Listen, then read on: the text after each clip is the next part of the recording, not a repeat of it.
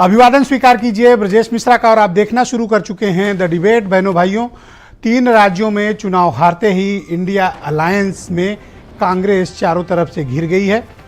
आज हालांकि India alliance की एक कोर टीम की बैठक हुई जिसमें उसके अलाइज पार्टनर तो आए, लेकिन इस बैठक में उत्साह, उमंग और उल्लास गायब है। और भारतीय जनता पार्टी के खेमे में ये तीनों बातें मौजूद हैं। क्या इंडिया अलायंस अब पहली जैसी उड़ान भर पाएगा, पहली जैसी ताकत और ऊर्जा उत्पन्न कर पाएगा, और या फिर ये अलायंस एक रहेगा? ये देखने वाली बात होगी, क्योंकि अभी भी इस बैठक में टॉप लीडर्स नहीं पहुंचे, जैसे केजरीवाल, अखिलेश यादव, ममता बनर्जी ये मौजूद नहीं थी, हेमंत सोरेन भी मौजूद नहीं थे। अब देखना होगा कि अगली बैठक में ये टीम इकट्ठा होती है या नहीं होती है। लेकिन इन 4 राज्यों के आए नतीजों ने पूरे देश की राजनीति में उथल पुथल मचा दिया है। उत्तर प्रदेश भी इससे बहुत ही अत्यधिक राजनीतिक रूप से प्रभावित है। आज की चर्चा इसी विषय पर होने वाली है। बहनों भाइयों, आज इंडिया अलायंस की एक महत्वपूर्ण बैठक उनकी कांग्रेस पार्टी के अध्यक्ष मल्लिकार्जुन खड़गे के आवास पर हुई। बहनों भाइयों, कांग्रेस इन 3 राज्यों में जब से चुनाव हारी है बहुत बुरी तरह से घिर चुकी है। कांग्रेस पर सवाल साख, सरकार और साथी ही उठा रहे हैं। सरकार उसे गंवानी पड़ी, साख उसकी कमजोर हुई है और साथी उससे खफा हुए हैं। दरअसल पूरे चुनाव कैंपेन के दौरान कांग्रेस ने अपने साथियों को जरा भी भाव नहीं दिया, बल्कि मौका पड़ने पर 1-2 को अपमानित भी कर दिया, 1-2 की बाह भी मरोड़ दी। इसको लेकर साथियों में नाराजगी है, साथियों में इस बात की भावना है कि कांग्रेस अगर मजबूत होगी तो पहला हाथ उन्हीं का मरोड़ेगी। इन 3 राज्यों में कांग्रेस की हार के बाद उनके खेमे में जबरदस्त मायूसी है। वो उल्लास, उमंग और उत्साह जो इंडिया अलायंस की बैठक के वक्त रहता था वो गायब है। चेहरे उतरे हुए हैं और ओजस्वी वाणियां आजकल विराम पर है। कारण क्या रहा है? क्या कांग्रेस ने एनालिसिस किया कि उसे इतनी बुरी तरह से शिकस्त का सामना क्यों करना पड़ा? बहनों भाइयों, ये समीक्षा का वक्त है, ये आत्मचिंतन का वक्त है उनके लिए। और भारतीय जनता पार्टी, जिसने इस चुनाव में हाथ नीचे होने के बावजूद उसने पूरे चुनाव को पलटकर ऐतिहासिक विजय हासिल की। भारतीय जनता पार्टी के जो भी तरीके रहे हों चुनाव लड़ने के, उन तरीकों में उसने इंडिया अलायंस के कांग्रेस को बहुत बुरी तरह से मात दी है। कहने को ये अलायंस बहुत मजबूती के साथ, बड़ी ऊर्जा के साथ खड़ा हुआ था, लेकिन मैं 4 राज्यों में जैसे ही चुनाव हुआ इसमें बिखराव आ गया। तो बहनों भाइयों, इस बिखराव के लिए जिम्मेदार कौन है? किन वजहों से ये बिखराव का रास्ता आया? और जो माहौल इंडिया अलायंस ने तैयार किया था उस माहौल पे पिन किसने चुभाई? बीजेपी जीती अपने काम पर, अपनी मेहनत पर और अपने नेता की गारंटी पर। वो करिश्मा कांग्रेस क्यों नहीं कर पाई इन राज्यों में? चूकी कहां पर वो? जनता की इतनी बड़ी स्वीकार्यता वाला जब मतदान होता है बहनों भाइयों, तो स्थिति राजनीतिक रूप से स्पष्ट हो जाती है।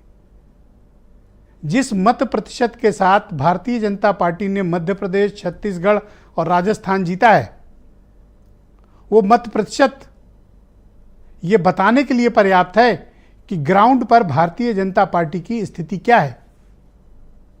वो 50% प्लस की राजनीति कर रहे हैं, और वंस अगर उन्होंने 50% प्लस अचीव कर लिया तो अपोजिशन के पास ग्राउंड पे खड़े होने को भी स्थान नहीं मिलेगा। अब धीरे धीरे वो बढ़ रहे हैं 50+ की तरफ, 50 की तरफ। आप वोट शेयर देखें तो 44 से लेकर 48% तक का वोट शेयर इस चुनाव में उनका गया है विभिन्न राज्यों में। तो जिस रणनीति के साथ पब्लिक को कन्विंस करते हुए, महिलाओं की फुल सपोर्ट के साथ, मर्दों में ओपिनियन भले ही डिफरेंट हो पर महिलाओं का जबरदस्त साथ भारतीय जनता पार्टी को मिला है। प्रधानमंत्री ने जो गारंटी प्रस्तुत की, उन गारंटी पर उन्होंने मुहर लगाई है।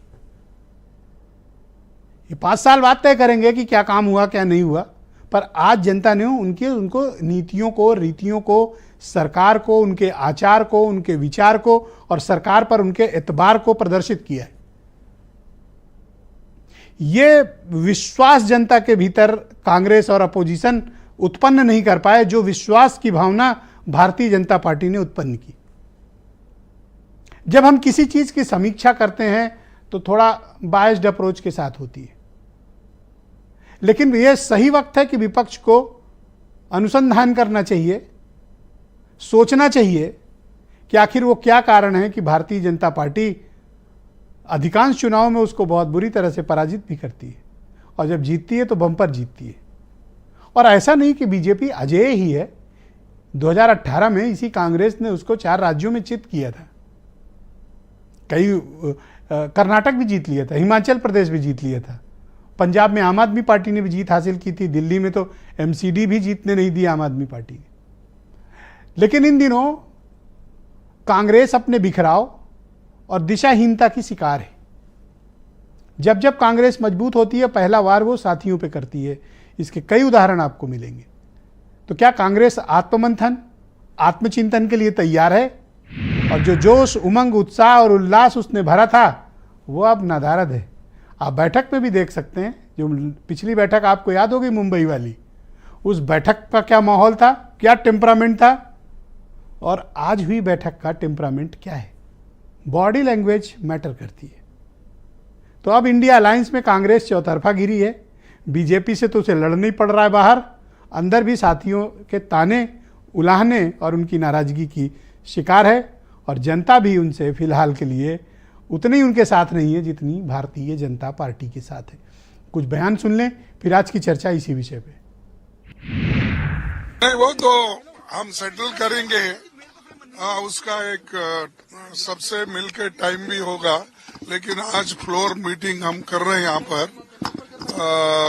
फ्लोर्स मीटिंग में, फ्लोर लीडर के मीटिंग में सब बातचीत करने के बाद वो भी इंडिया अलायंस की भी बात करेंगे। कांग्रेस अगर यही भाषा रखेगी, मैं नहीं जानता हूँ किसने कहा है, लेकिन इन चुनाव परिणाम के बाद थोड़ा बहुत तापमान सबका कम हुआ होगा। और अगर कोई भी गठबंधन समाजवादी पार्टी से करता है, जिसके पास अच्छे प्रत्याशी हैं, वो आए, साथ रहे हमारे, हम भी उनका साथ देंगे, वो हमारा साथ दें, हम उनका साथ देंगे और बीजेपी को हराएं। विपक्ष बुरी तरह से फेल हो गया है। वो सत्ता के लोलुप लोगों का समूह है, और जनता ने ये सिद्ध कर दिया है कि विपक्ष का जनता से कोई मतलब नहीं है, जनता से दूर हो चुका है। विपक्षी गठबंधन पूरी तरह से डिरेल्ड है, उनके पास कोई नीति नहीं, कोई एजेंडा नहीं है जनता के लिए। जनता भारतीय जनता पार्टी के साथ।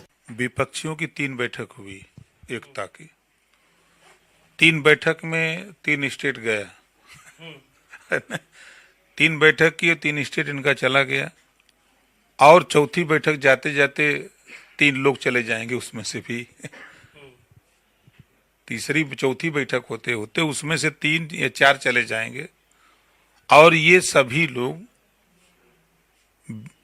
विपक्षियों ने ठाना है 24 में मोदी जी को प्रधानमंत्री बनाना है।